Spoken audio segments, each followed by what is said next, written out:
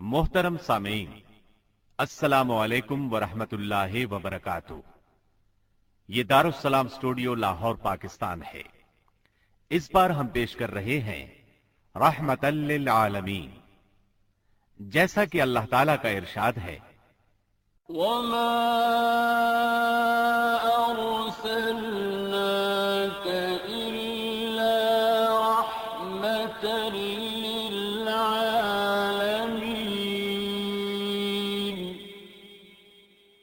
نبی کریم صلی اللہ علیہ وسلم بنی نوع انسان کے لیے اللہ کے آخری نبی ہیں، اور آپ پر نازل ہونے والی کتاب قرآن مجید اللہ تعالیٰ کی آخری کتاب ہے، لہذا نبی کریم صلی اللہ علیہ وسلم کی پاکیزہ زندگی امت مسلمہ کے لیے تا قیامت واجب الاتباع، رشد و ہدایت کا ابدی سرچشمہ اور ذریعہ نجات ہے۔ لَقَدْ كَانَ لَكُمْ فِي رَسُولِ اللَّهِ أُسْوَةٌ حَسَنَةٌ۔ یقیناً رسول اللہ کی زندگی تمہارے لیے بہترین نمونہ ہے، لہذا رحمت للعالمین کی سیرت مطہرہ کا مطالعہ ہر مسلمان کی زندگی کا لازمی حصہ قرار پایا۔ مسلمان مردوں، عورتوں اور بچوں کی اسی ضرورت کے پیش نظر دارالسلام اسٹوڈیو لاہور پاکستان نے 8 سیریز پر مشتمل نبی رحمت صلی اللہ علیہ وسلم کی سیرت طیبہ پر سیٹ تیار کیا ہے، جس کی تیاری میں قرآن مجید، صحیح احادیث اور مستند سیرت کی کتابوں سے استفادہ کیا گیا ہے۔ 8 سیریز کے اس سیٹ میں سیرت النبی صلی اللہ علیہ وسلم کو مفصل طور پر بیان کیا گیا ہے۔ نبی صلی اللہ علیہ وسلم کی زندگی کے تمام پہلو اور واقعات ترتیب وار انتہائی دلچسپ انداز، خوبصورت آواز اور آسان الفاظ میں بیان کیے گئے ہیں۔ اس سی ڈی میں یہ عنوانات ہیں: اسلام سے پہلے کے حالات، عرب کا محل وقوع، عرب قومیں، عرب حکومتیں اور سرداریاں، عرب ادیان و مذاہب، دین ابراہیمی میں قریش کی بدعات، جاہلی معاشرے کی چند جھلکیاں، عربوں کی اقتصادی اور اخلاقی حالت، نبی صلی اللہ علیہ وسلم کی ولادت باسعادت اور نسب نامہ۔ لیجئے سماعت فرمائیے سی ڈی نمبر 1۔ پیشکش محمد طارق شاہد۔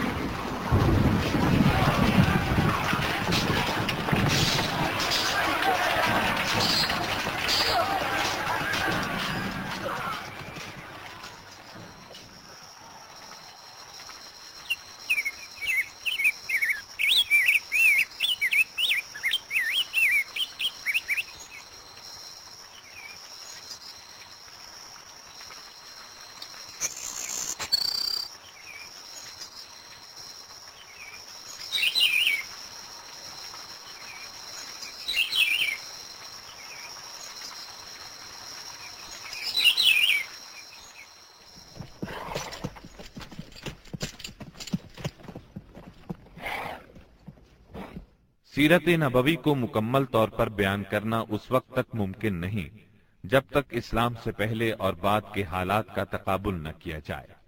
اس لیے ہم اصل مضمون سے پہلے اس حصے میں اسلام سے پہلے عرب کی کیفیت بیان کریں گے، عرب اقوام اور ان کی معاشرت کا نقشہ کھینچیں گے، پھر وہ حالات بیان کریں گے جن میں رسول اللہ صلی اللہ علیہ وسلم کی بعثت ہوئی۔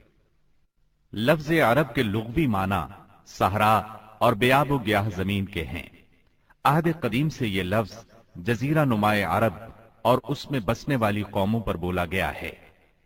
عرب کے مغرب میں بحر احمر اور جزیرہ نمائے سینا ہے۔ مشرق میں خلیج عرب اور جنوبی عراق کا ایک بڑا حصہ ہے۔ جنوب میں بحر عرب ہے جو در حقیقت بحر ہند کا پھیلاؤ ہے۔ شمال میں ملک شام اور کسی قدر شمالی عراق ہے۔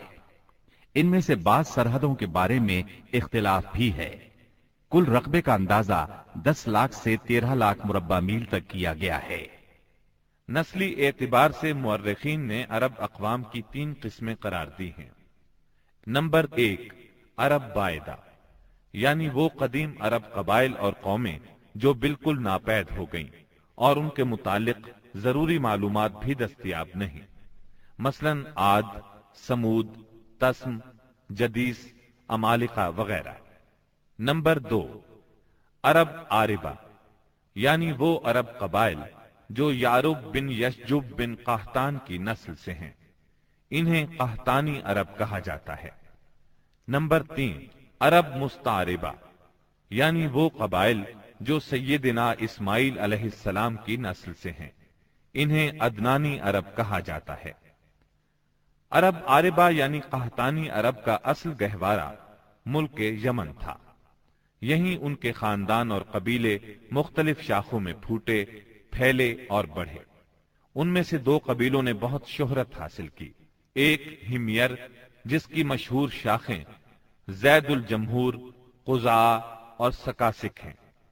دوسرا کہلان، جس کی مشہور شاخیں ہمدان، انمار، مزہج، تے، کندہ، لخم، جزام، ازد، اوس، خزرج اور اولاد جفنا ہیں، جنہوں نے آگے چل کر ملک شام میں بادشاہت قائم کی اور آل غسان کے نام سے مشہور ہوئے۔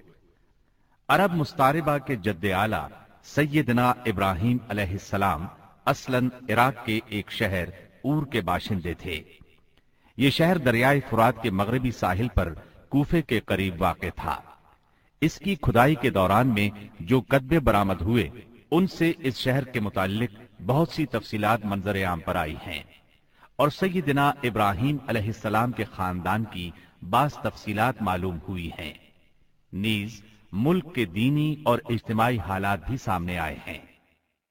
سیدنا ابراہیم علیہ السلام یہاں سے ہجرت کر کے شہر حران تشریف لے گئے تھے، اور پھر وہاں سے فلسطین جا کر اس کو اپنی دعوتی سرگرمیوں کا مرکز بنا لیا، اور دعوت و تبلیغ کے لیے یہیں سے اندرون و بیرون ملک آتے جاتے رہتے تھے۔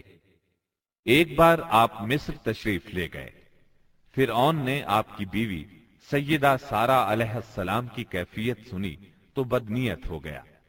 انہیں بری نیت سے اپنے دربار میں بلایا، لیکن اللہ نے سیدہ سارہ کی دعا کے نتیجے میں غیبی طور پر فرعون کی ایسی گرفت کی کہ وہ ہاتھ پاؤں مارنے لگا۔ اس کی نیت بد اس کے منہ پر مار دی گئی، اور وہ اس حادثے کی نوعیت سے سمجھ گیا کہ سیدہ سارہ اللہ کی نہایت خاص اور مقرب بندی ہیں۔ وہ ان کے اس وصف سے اس قدر متاثر ہوا کہ اپنی بیٹی ہاجرہ کو ان کی خدمت میں دے دیا۔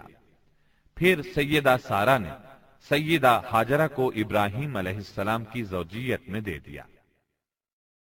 ابراہیم علیہ السلام ان دونوں کو لے کر فلسطین واپس تشریف لائے۔ پھر اللہ نے سیدہ ہاجرہ کے بطن سے ابراہیم علیہ السلام کو ایک فرزند ارجمند اسماعیل علیہ السلام عطا فرمایا۔ سیدہ سارہ بے اولاد تھیں، اس لیے انہیں بہت غیرت آئی، اور انہوں نے سیدنا ابراہیم علیہ السلام کو مجبور کیا کہ سیدہ ہاجرہ کو ان کے نوزائیدہ بچے سمیت جلا وطن کر دیں۔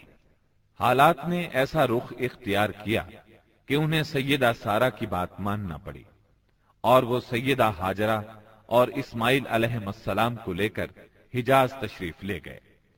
وہاں انہیں ایک بے آب و گیاہ وادی میں اتار دیا۔ اسی جگہ آج بیت اللہ ہے، اس وقت نہیں تھا، صرف ٹیلوں کی طرح ابھری ہوئی زمین تھی۔ سیلاب آتا تو دائیں بائیں سے کترا کر نکل جاتا تھا۔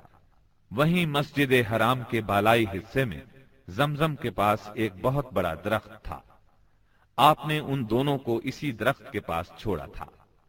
اس وقت مکے میں پانی تھا نہ انسان، اس لیے سیدنا ابراہیم علیہ السلام نے ایک توشہ دان میں کھجوریں اور ایک مشکیزے میں پانی رکھ دیا۔